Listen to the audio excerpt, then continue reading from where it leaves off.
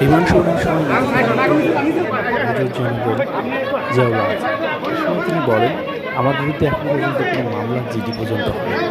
আমি নিজেই আয়নাঘরে 8 দিন বলতেছিলাম। কেউ আয়নাঘর থেকে বেরিয়ে আমাকে বলতে পারবে না আমি তাকে আমার নির্দেশে কেউ আয়নাঘরে আটক ছিল। এ সময় তিনি বলেন যে আমার হার্টের সমস্যা 75 থেকে 80% হার্ট ব্লক হয়েছে। এছাড়াও অন্য চার এই সময় অন্য অসুবিধার কথা তিনি তুলে ধরেন।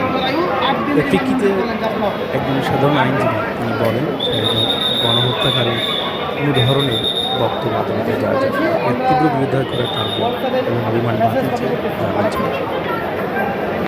শুনানি শেষে এজোরে 8 দিনের রিমান্ড মঞ্জুর করেছিলেন।